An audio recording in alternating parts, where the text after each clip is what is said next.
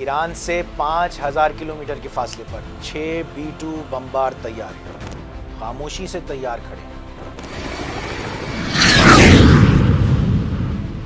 یہ دنیا کے وہ واحد بمبار طیارے ہیں جو ریڈار کی آنکھ سے اوجھل رہتے ہیں۔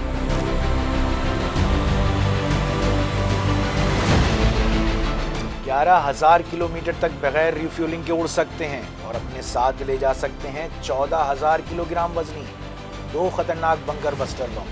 ایران نے ہنگامی طور پر اپنی افواج کو ہائی الرٹ کر دیا ہے۔ سپریم لیڈر آیت اللہ خامنائی نے واضح پیغام دے دیا ہے، ہم ہر طرح کی صورتحال سے نمٹنے کے لیے تیار ہیں۔ عسکری تجزیہ کار خبردار کر چکے ہیں، اگر امریکہ نے جوہری تنصیبات پر حملہ کیا تو یہ چنگاری پوری دنیا کو لپیٹ میں لے سکتی ہے۔ ادھر امریکی صدر ڈونلڈ ٹرمپ پہلے ہی یمن پر بمباری کر چکے ہیں اور دوسری طرف عالمی تجارتی جنگ بھی چھیڑ بیٹھے ہیں، اور اب ان کی نظریں ایک بار پھر ایران کے جوہری پروگرام پر جمی ہوئی ہیں، یعنی ٹرمپ تمام محاذ ایک ساتھ کھول بیٹھے ہیں۔ کیا دنیا تیسری عالمی جنگ کی طرف بڑھ رہی ہے؟ ہفتے کے روز سے عمان میں ایران اور امریکہ کے درمیان مذاکرات ہونے جا رہے ہیں، جن کی دونوں ممالک نے تصدیق کر دی ہے۔ تاہم اس حوالے سے دونوں فریقین کے بیانات میں کچھ تضاد پایا جاتا ہے۔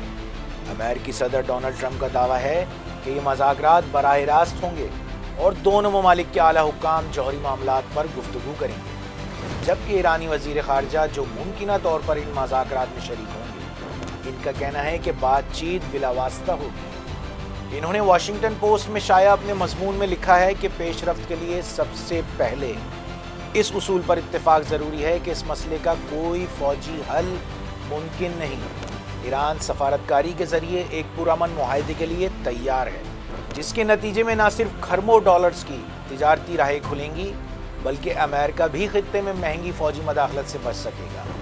ایران وزیر خارجہ کے مطابق اب امن کی بال امریکہ کے کورٹ میں ہے۔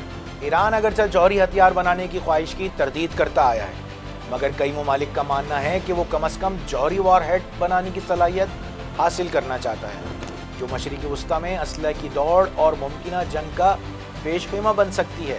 2015 میں ایران نے امریکہ، برطانیہ، فرانس، جرمنی، روس اور چین کے ساتھ joint comprehensive plan of action پر اتفاق کیا تھا، جس کے تحت ایران کو جوہری سرگرمیاں محدود اور معائنہ کاروں کو رسائی دینی تھی، جبکہ اس کے بدلے میں اس پر اقتصادی پابندیاں ختم کی جانی تھیں۔ لیکن 2018 میں صدر ٹرمپ نے معاہدے سے علیحدگی اختیار کرتے ہوئے ایران پر حماس اور حزب اللہ کی مالی مدد کا الزام لگا دیا اور دوبارہ سخت پابندیاں عائد کر دیں۔ رد عمل میں ایران نے بھی بعض معاہدے کی شرائط توڑ دی اور یورینیم کی افزودگی بڑھا دی۔ عسکری تجزیہ کاروں کے مطابق ایران کے پاس جلد وہ مقدار موجود ہو سکتی ہے جو ایک وار ہیڈ بنانے کے لیے کافی ہے، جبکہ انٹرنیشنل ایٹامک انرجی ایجنسی کا کہنا ہے کہ اگر ایران 60% یورینیم کو اگلی سطح تک لے گیا تو وہ 6 جوہری بم بنا سکتا ہے۔ سپریم لیڈر آیت اللہ خامنائی نے فوج کو ہائی الرٹ کر دیا ہے اور ایران نے عراق، کویت، امارات، قطر، ترکی کو خبردار کیا ہے کہ اگر انہوں نے امریکہ کو حملے کے لیے فضائی حدود یا اڈے دیے تو ایران دشمنی تصور کی جائے گی۔ تہران میں بعض پالیسی ساز اب ایسے معاہدے پر دکھائی دیتے ہیں جس کے ذریعے ان پر عائد پابندیاں ختم کی جا سکیں، کیونکہ حالیہ مہینے ایران کے لیے خاصے کٹھن ثابت ہوئے ہیں۔ اسرائیل کے خلاف جنگ سے ایران کی پراکسیز کمزور پڑ چکی ہیں اور شام میں ایران کے اہم اتحادی صدر بشار الاسد اقتدار سے محروم ہو چکے ہیں۔ ان حالات میں تہران کے اندر بعض حلقے اب یہ کہنے لگے ہیں کہ شاید وقت آ گیا ہے کہ ایران جوہری ڈیٹرنس کی تیاری کو حتمی شکل دے، کیونکہ اس کی ضرورت پہلے سے کہیں زیادہ محسوس ہو رہی ہے۔ اسرائیل کی نظریں ایران کی جوہری صلاحیتوں پر ہیں، لیکن ٹرمپ کو امریکہ کی گرتی معیشت نے مزید جنگوں سے بچنے پر مجبور کر رکھا ہے۔ امریکی صدر اب سفارتی حل کی تلاش میں ہیں اور اسرائیل کو اپنی خواہش کے برعکس اسے قبول کرنا ہوگا۔